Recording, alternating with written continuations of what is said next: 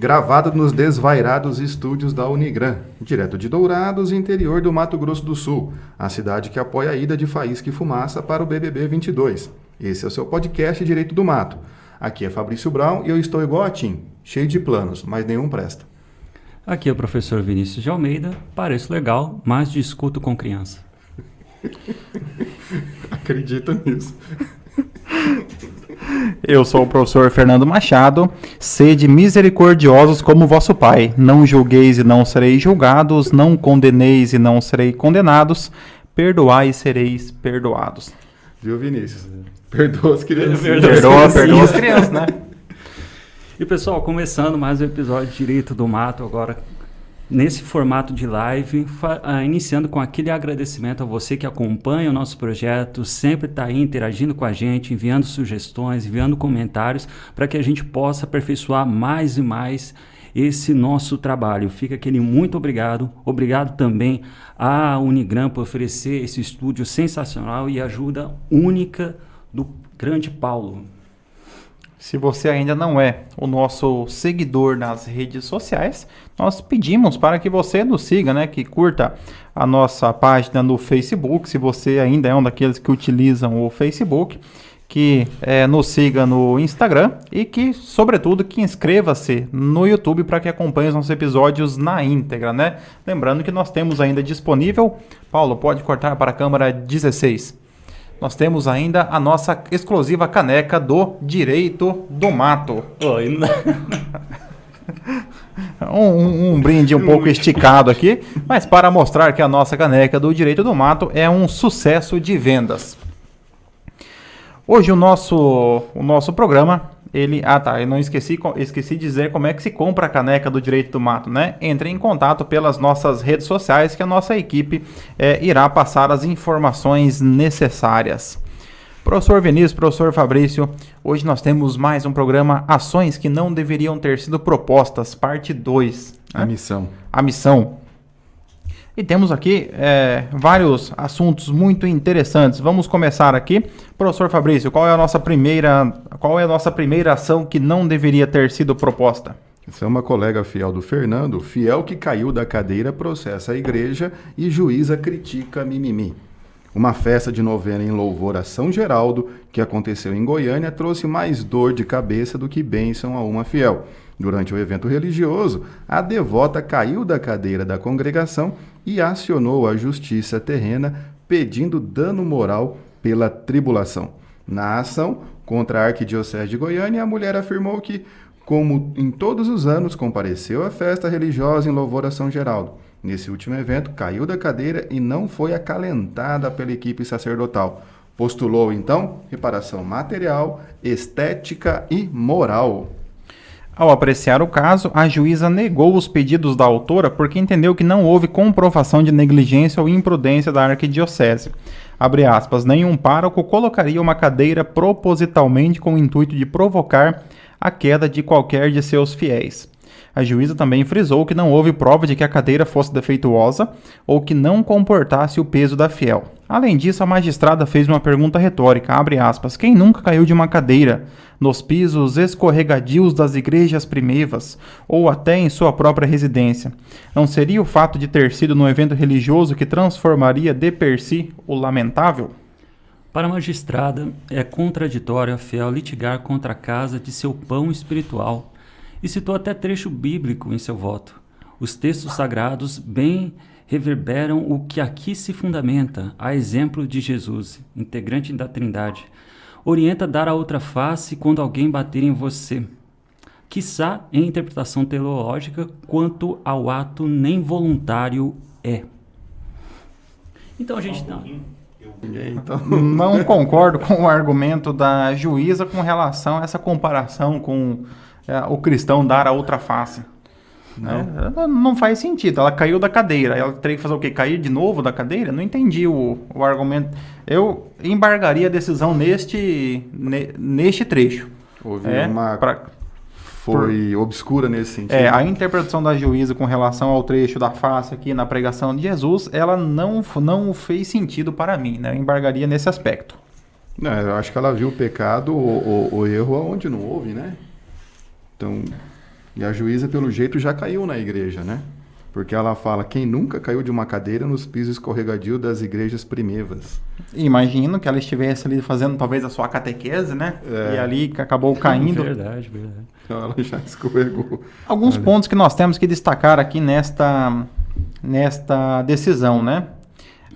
Primeiro, a legitimidade passiva, né? A ação foi contra a diocese, né? Então aqui identificamos que, do ponto de vista da legitimação terrena, a ação foi corretamente proposta, né? Foi. Quem responde é a diocese. A personalidade jurídica é da diocese, não das capelas. Então ela que realmente detém a personalidade jurídica. Então, ela não poderia ingressar, por exemplo, com a ação contra a comunidade São Paulo Apóstolo, né? Teria que ser contra a diocese, né? Então, agiu corretamente no plano aqui da legitimidade passiva. Agora resta na responsabilidade civil, né, que é o objeto da questão, que ela pediu reparação material, estética e moral. Porém, a gente não sabe pela notícia qual foi o dano material que ela sofreu. Com o fato de ter caído, sei lá, se machucou, teve que ir para o hospital, fazer algum curativo, tratamento e tal, que seria o dano material para ser indenizado desse custo. Se com a queda quebrou alguma coisa que ela estava portando com ela, né? O dano estético, se com a queda da cadeira ficou alguma lesão, ferida, cicatriz, tudo mais, que prejudicou na lata dela, né? Na estética mesmo ali. O que não deveria ser uma preocupação da pessoa temente a Deus. Né? Porque o corpo ele é meramente passageiro, né? O nosso objetivo é a vida eterna, né? E a vaidade é um pecado, então não deveria se preocupar com a parte estética. Nós somos um exemplo que a gente não se preocupa com a parte estética. Então nem um pouco, né? Salvação aqui. Né? E por fim, o dano moral, que poderia se aproximar aqui, o fato do vexame, da vergonha, né, que ela sentiu no momento e, segundo ela não foi acalentada pela equipe sacerdotal. Eu não sei se isso é dos autos ou da notícia, mas eu queria que fosse acalentada de alguma maneira aqui. Mas na repercussão moral, este fato ali vergonhoso que ela passou deveria, não só dar vergonha momentânea, criar algo que realmente fosse passível de ter um dano aí nesse momento. Na decisão judicial aqui, a juíza ela menciona que presume-se que a cadeira não foi colocada de forma proposital, que o pároco ou quem organiza ali não teria colocado de forma proposital. Essa é uma presunção relativa, porque a parte ela poderia comprovar que a cadeira eventualmente tenha sido colocada de forma proposital. Imagine que a fiel ela era inimiga do pároco porque eles haviam ali concorrido para a pastoral do dízimo e eventualmente o pároco foi indicado e ela não. E aí, por conta dessa, ou vice-versa, por conta desta intriga, então o pároco poderia ter feito ali uma armadilha para ela, né? Mas claro que isso necessitaria da prova, o que, segundo a juíza, não foi feito nos autos, né?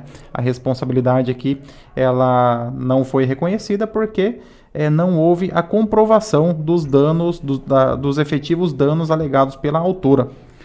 Porque a juíza fala aqui, não tem prova de que a cadeira estava defeituosa ou que não comportava o peso da postulante aqui.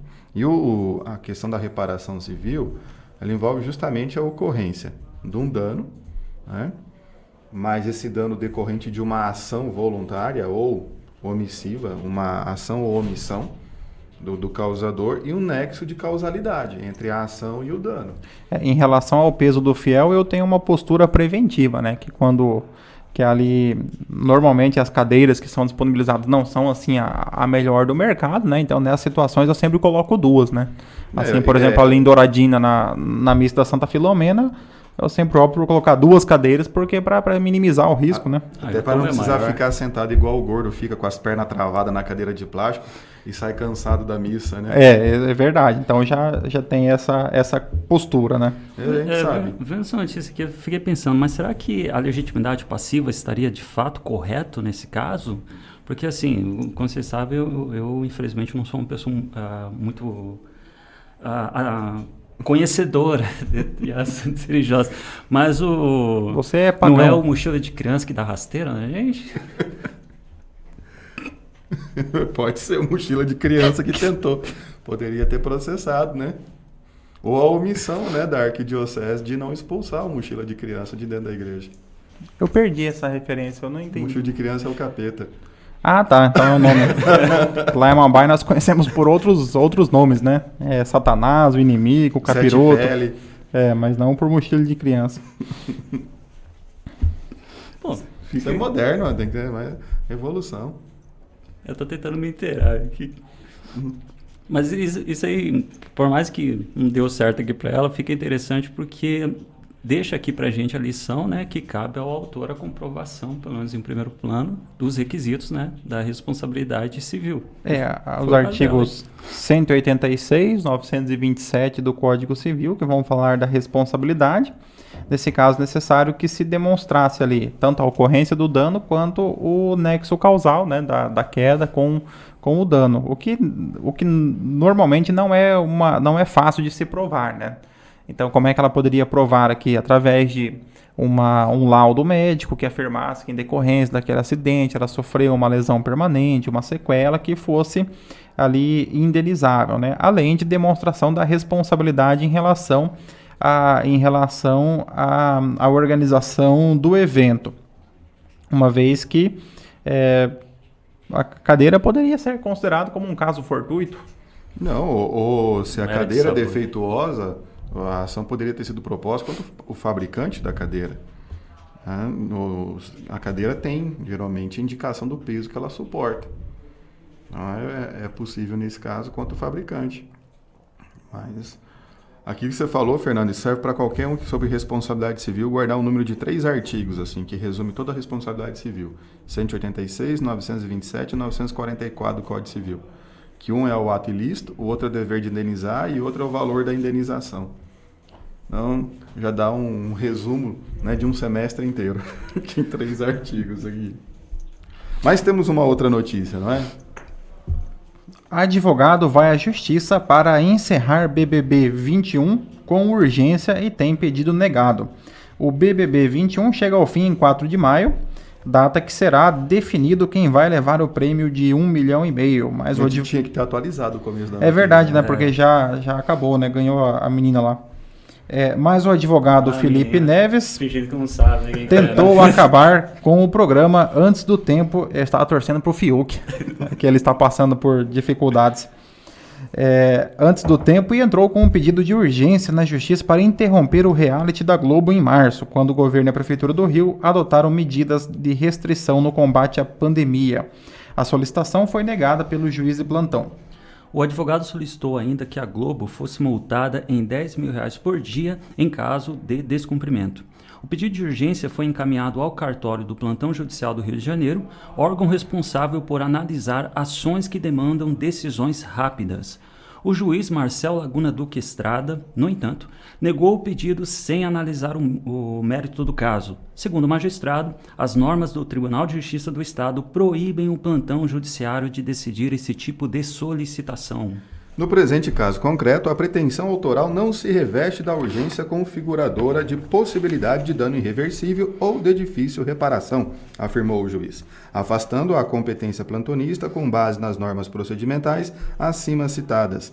Em deferimento que se impõe, assim, deixo de conhecer da pretensão formulada neste plantão, eis que não atendidos os requisitos estipulados na norma mencionada, seguiu explicando o magistrado na decisão de 29 de março. Aqui é muita gente com tempo livre, eu estou achando. Porque... Primeiro ponto, eu não entendi que tipo de ação foi. Deve ser uma ação combinatória, né? Já que ele pediu multa, né? Baseado numa obrigação de fazer, e aí com base na preservação da saúde de todos, dado o agravamento da pandemia. Mas eu acho que a gente que quer aparecer em algum lugar, né?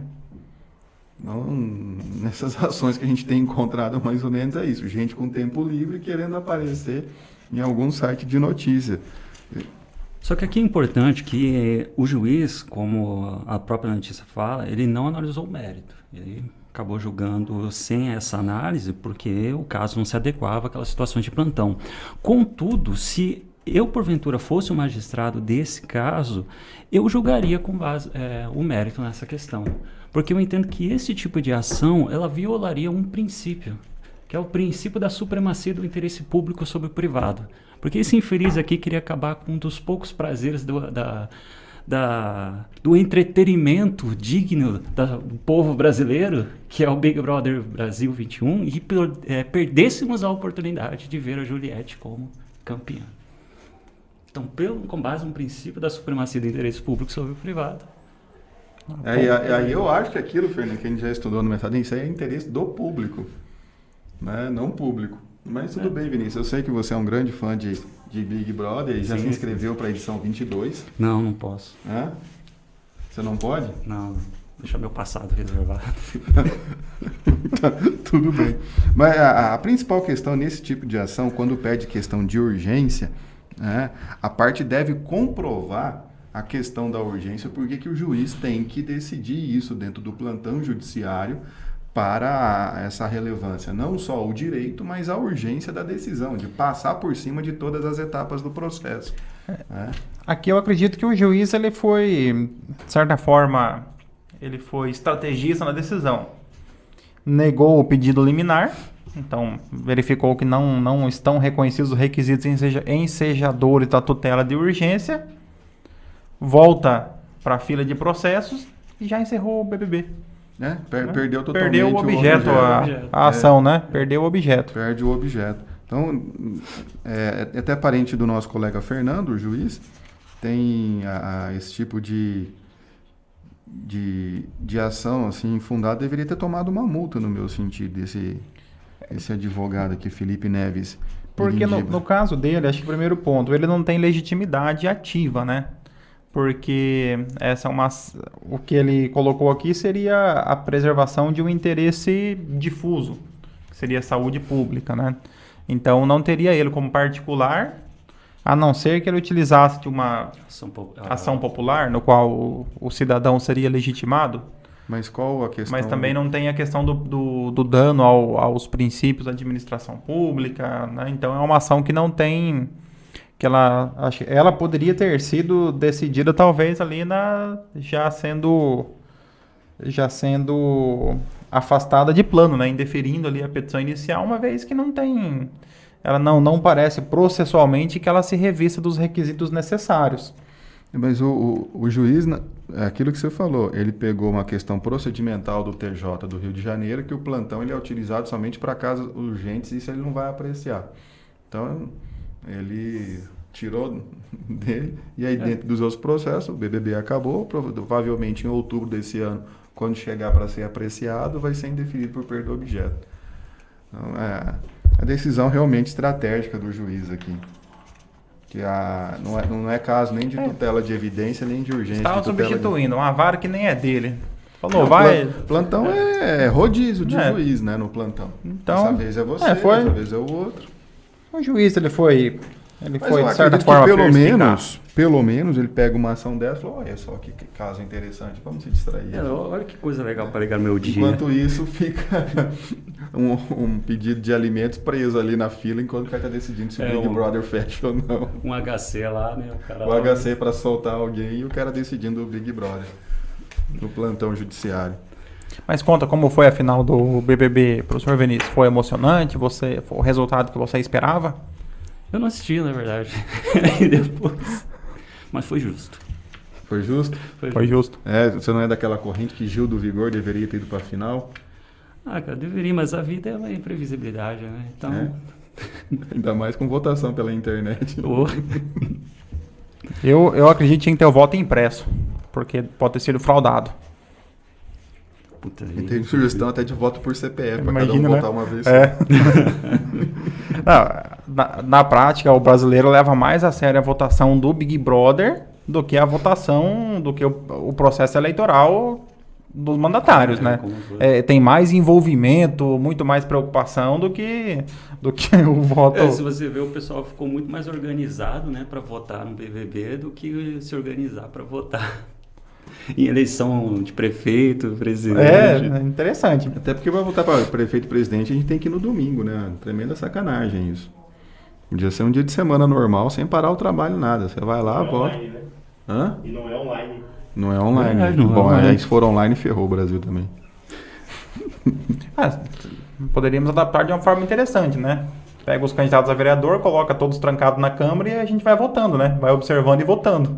Aí os últimos dourados são... Já tem Dourados isso. são 19, né? Não, os últimos 19 ficam. Já tem isso, só que eles não ficam lá. Que é a TV Câmara. A TV Câmara é 24 horas. A diferença é que você não encontra os participantes lá. 24 horas TV Câmara? É basicamente 24 horas. Você coloca transmitido pela TV Hit, né? Fica em Dourado seria na Hit. Na Hit, no verdade. pay-per-view da Hit, fica transmitindo lá e a gente vai votando. Vai votando para tirar. Vai votando para tirar. Os últimos 19 assumem a legislatura. TV Câmara é um BBB onde você assiste e não vê os participantes. Né? Crítica social. E onde, infelizmente, você não tem como eliminar, né?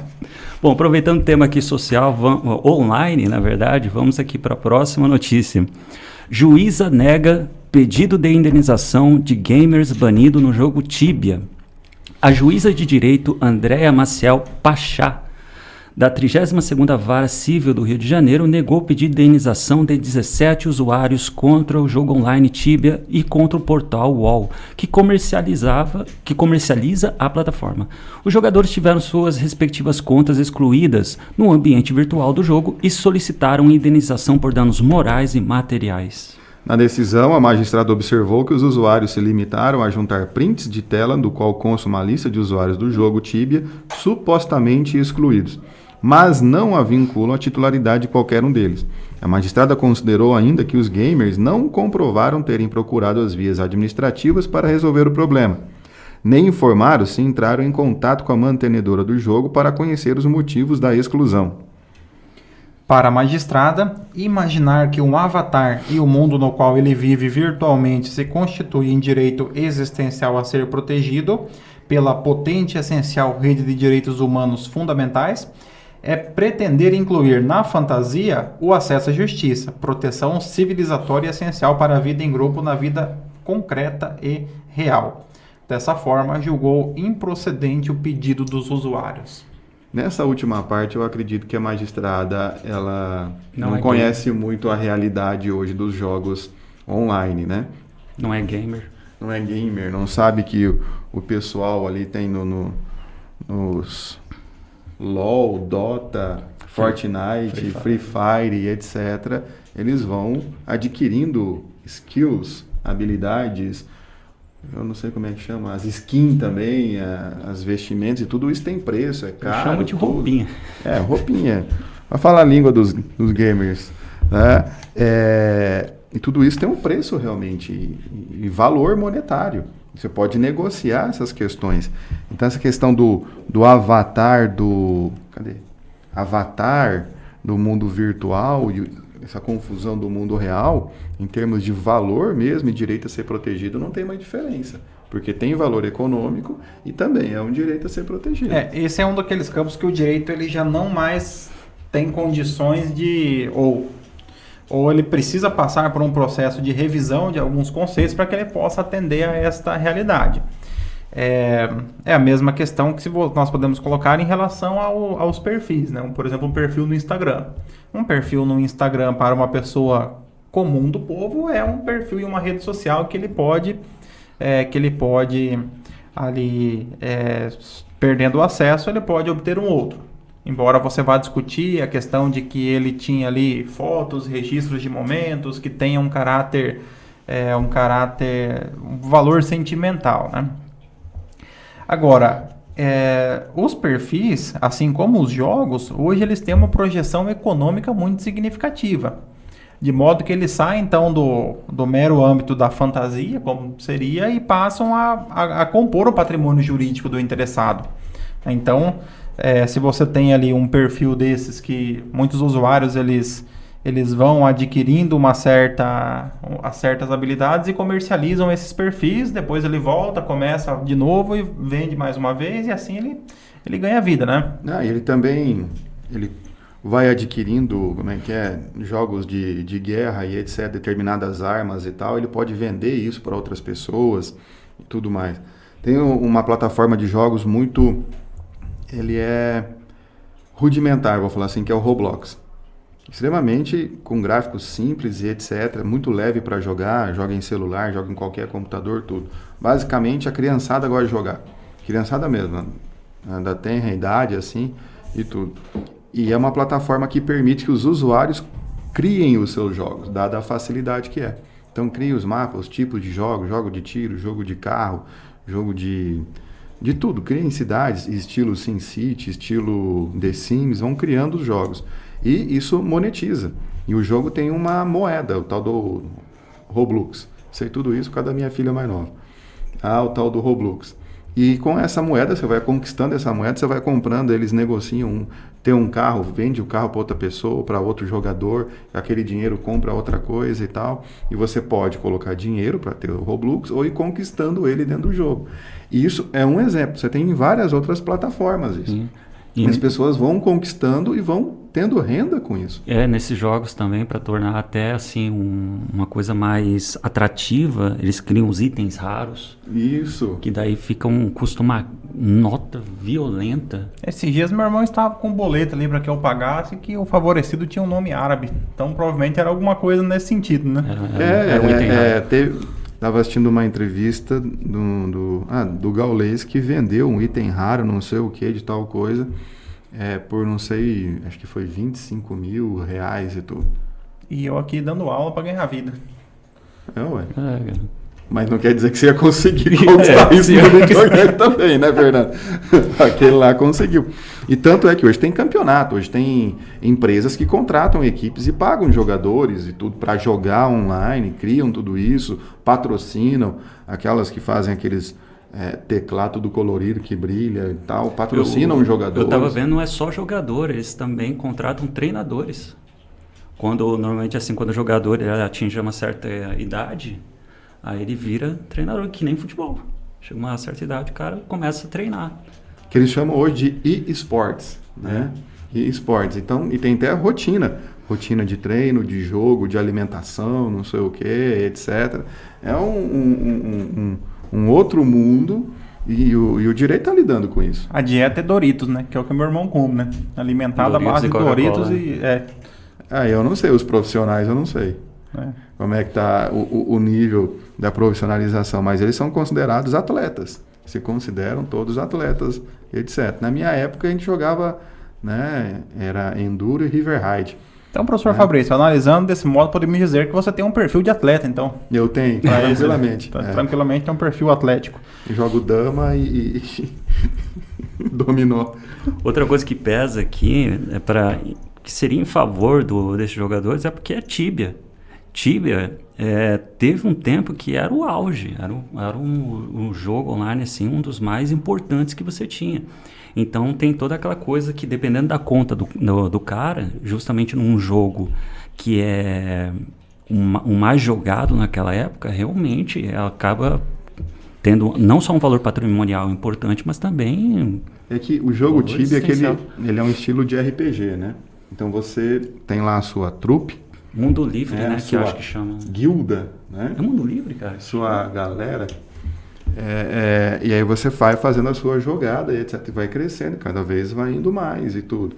E o problema aqui, nesse caso, é sempre aquele lado. Não fizeram prova de porcaria nenhuma. Professor Fabrício, você que falou sobre ata notarial na sua dissertação do mestrado. Como é que, então... ou se esse seria um caminho para que o usuário ou para que o detentor de um perfil valioso, para que ele pudesse então fazer provas. Ato notarial seria uma forma de se utilizar? Como é que eu poderia provar então que eu tenho um perfil, que o meu perfil foi excluído? É que ele perdeu o perfil, provavelmente o login e senha dele não está acessando mais nada. Então ele não conseguiria entrar no jogo para mostrar que já teve. O ideal seria ele fazer, igual fala a decisão aqui na via administrativa, um pedido, né, no Reclame Aqui, no saque lá, na parte do porquê que foi cancelado o login dele, a senha, e toda a conta dele e o motivo. Com a resposta, a própria resposta, se afirmando que cancelou por alguma coisa, você tem a prova que ele existia. Se eles respondessem que nunca existiu esse login, daí ficaria mais difícil. Mas eles respondendo o motivo pelo qual cancelaram, a existência está provada ali. Então seria uma forma de fazer. Pelo jeito, eles não têm mais registros no site. Se eles ainda tivessem algum tipo de registro, poderia, perante um notário, um tabelião, num cartório, acessar o jogo, verificar ali a conta. Mas vamos lá, imagino que eu tenho um perfil em um desses jogos, eu vou até o cartório, o oficial do cartório, ele vai... eu posso mostrar a minha senha para ele, o meu perfil, mostrar que eu estou entrando, que eu tenho aquele perfil, aquela senha. Teria que pedir ou você levar o seu computador, ou pedir para o notário ir até a sua residência, onde está instalado o jogo, porque eu acho que ele não vai querer instalar no computador do cartório. A não ser que ele já tenha instalado no computador do cartório para poder... Que fica uma coisa... Ele não sabe também, né? Pode estar lá instalado. Ele tá com a cara que tá fazendo uma puta de uma escritura e tá jogando. Pode tá assim, ó. Você apertando a mesma tecla. Tá jogando. E aí, acessando ali o ambiente, ele vai relatar nessa ata, que ata nada mais do que é um relato do que aconteceu, se existe o login, se tem aquilo ali, tudo mais, né? Daquilo. Algo que poderia provar se ele tivesse gravação de jogos. Que é comum gravar os jogos, o período que estava jogando, aquele período todo, deixa registrado, gravado. Isso... Testemunhas também poderiam? Testemunhas seria possível, né? Justamente para colocar aqui. Mas, pelo que se tem aqui, ele não provou foi nada, não é? Mas é uma prova muito... que não é difícil de conseguir, é você perguntar o porquê. Se a resposta for o porquê, você sabe que existia. E aí você tem o como chegar lá. Sabe o que eu pensei agora, viajando aqui? Será que é possível contrato de seguro para essas contas? Eu acho que não seria uma coisa que daqui para frente... Impossível não é. Tem que ver se as seguradoras estão se dispondo a fazer. Mas tudo que tem valor econômico é possível de ser segurado. Não tem nenhum problema. Tem que ver se as seguradoras estão querendo fazer isso. Por exemplo, atletas têm seguros. Então, nada impede que um personagem, um avatar, né, seria que ele tenha o seu próprio, cara é vítima, o seu próprio de seguro. Né? Que gente tenta invadir a conta dele, não sei o quê. Então, seria uma coisa interessante. Né? Esse pessoal já deve estar com aquelas senhas de 24 caracteres, com maiúsculo, minúsculo, número, caracteres especiais e tudo. Você leva meia hora só para digitar a senha. Ou aquele que concentra um monte de senha e a senha dele é gigante. Eles não devem fazer igual a pessoa idosa que coloca ali o cartão do benefício e a senha do INSS junto, né? Coloca no mesmo plástico, né? Aquele que tem um roteador da internet em casa, que a senha ainda é admin 123. Padrão de fábrica, tudo. Aí não sabe por que a internet dele tá lenta. Bom, mas vamos seguir agora para a nossa última notícia, retornando às divindades que nós começamos. Advogado protocola agravo espiritual no Supremo Tribunal Federal dirigido às divindades. Um advogado de Mato Grosso, após sucessivos recursos, protocolou frente ao STF um agravo espiritual dirigido às divindades, que eventualmente possam existir como instâncias superiores a este Supremo Tribunal Federal. Tudo se originou através de um pedido de reconhecimento de nulidade de depoimento extrajudicial de testemunha que imputou a um homem a autoria de um crime de homicídio. O advogado em questão alegou falsificação no termo de depoimento extrajudicial, todavia o seu pedido foi negado desde o juízo de origem e cada instância do Poder Judiciário, inclusive STJ e STF. Nos tribunais superiores, a decisão do tribunal de origem foi mantida, já que não ficou evidenciada qualquer falsificação no termo de depoimento extrajudicial de testemunha ou em seu conteúdo. E assim, o advogado interpôs agravo regimental em habeas corpus intitulado de agravo espiritual, no qual requereu para divindades e para Karl Marx, em que, lá nos céus em Banânia ou em Macondo, onde teria a vigência da Constituição de 88, dessem provimento ao HC impetrado, já que até então não foi oportunizado um julgamento justo, mas sim a aplicação do direito penal de Pilatos e a loteria do direito penal, pois o STF, em sede liminar, declarou a incompetência do juiz universal Sérgio Moro para julgar o ex-presidente Lula. O relator do agravo espiritual, ministro Edson Fachin, negou o seguimento ao pedido por falta de fundamentação legal do pedido formulado e que cópias da petição e decisão fossem encaminhadas à OAB de Mato Grosso para o que entender de direito. O cara ainda se ferrou que vai sofrer um processo ético disciplinar. Eu acho melhor não fazer nada com ele. Não tem o nome do advogado. Eu gostaria muito de saber.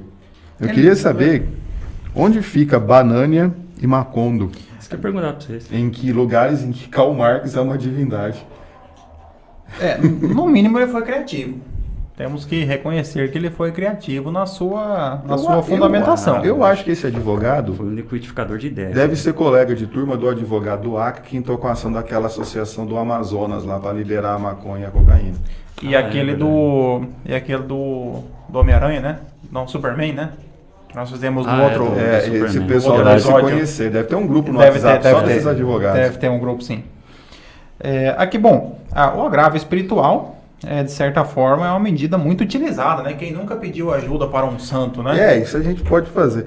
Só para entender a questão aqui. Houve um depoimento extrajudicial aonde alguém perante um tabelião, um notário, né, afirmou a existência de um crime de homicídio e quem era o seu autor. O depoimento perante o tabelião, ele não tem força de ser uma testemunha judicial, porque a pessoa que presta depoimento não presta o compromisso de dizer a verdade. Então, não é uma testemunha. Ele é um começo de prova, né, servindo como indício para a orientação do inquérito policial ou até mesmo o início de uma ação penal. Mas ele não pode ser essa a prova, a não ser que seja revertida no judiciário, a pessoa seja chamada e ele confirme tudo aquilo que está nesse depoimento. Não é? A única coisa que diferencia um depoimento extrajudicial de uma simples carta escrita é que o tabelião ali nesse caso, ele vai afirmar que a pessoa realmente disse aquilo na presença dele. Foi dito pelo fulano de tal na minha presença isso aqui e assinado pelos dois. Você comprova a autoria, mas não necessariamente se tem o força conteúdo probatória é para verdade, fins o conteúdo de é verdade instrução ou não. processual, né? O fato de ser perante um cartório é só que aquela pessoa disse aquilo, somente isso. Eu eventualmente, quando os alunos preocupados ali próximo das provas, então que eles estão ali desesperados, eu sempre digo, vale a pena pedir ajuda para um santo. Sim, sim. Mas o que eu digo para eles Não precisa mencionar na petição. Não, e eu digo assim, também não peça para santo que tem muito serviço. Por exemplo, se você pedir para Santo Antônio, Santo Expedito, São Francisco, tem muita demanda, né? Então, você tem que pedir para quem? Ou para santo que tem menos serviço, São João Maria Vianney, por exemplo, ou para Santo Novo também, que está com pouca demanda, né? Então vai pedir ali para bem-aventurada irmã Dulce dos pobres ali, que em tese tem menos serviço, vai conseguir te atender mais rápido, né? Pro Carlos, que tem igreja lá em Campo Grande, o novo agora, o jovem, não é santo ainda, ele é... O santo o italiano, né? O menino Isso. italiano, aquele Ele cara, já é eu não me santo recordo ainda. o nome dele. Ele não é santo ainda. Ele está na Foi estágio probatório. canonizado, mas ainda não foi beatificado, né? Isso. Ele primeiro é canonizado, depois é beatificado. Um dos... Uhum. Não, é o contrário. Primeiro Ele é beatificado, depois canonizado. Como que você usou? Ele é um santo do estágio probatório? Ele está no estágio probatório. Passou no concurso, mas ainda não é Ele estável, né? Tá fazendo estágio para ver se torna santo ali. Né? Tem vários também, tem o Henrique Rafael também, para ver se Bom, vai mas virar. na competência aqui, se houver um agravo espiritual, ele acertou, porque ele falou, requer a divindades, então, por questão de sorteio. Então tá correto. Todavia, ele colocou o Karl Marx no meio aqui, né? Não sei o que Ele Marx pediu tem uma a ver. divindade e jogou um ateu dentro aí. Aí ele disse que eu não entendi. Mas Chuta- eu acho que ele chutou chuta para tudo que é lado, né? Ele poderia ter... Misturou, porque Karl Marx é judeu, mas também depois ateu, então realmente ele acabou atravessando Eu aqui também nem algumas... sei se ele era ateu, agora eu chutei, né? Não. É porque você normalmente você lê comunista com um demônio, né? Não, então comunista parece não. que É que na União Soviética a política era sem religiões. Lenin. Baseado, né? Lenin, Lenin, Stalin não tinha religião, era o Estado. a religião é o Estado, o né? Estado, o comunismo. Então você tem ali, que seria o Não, ópio do povo. Marx era judeu.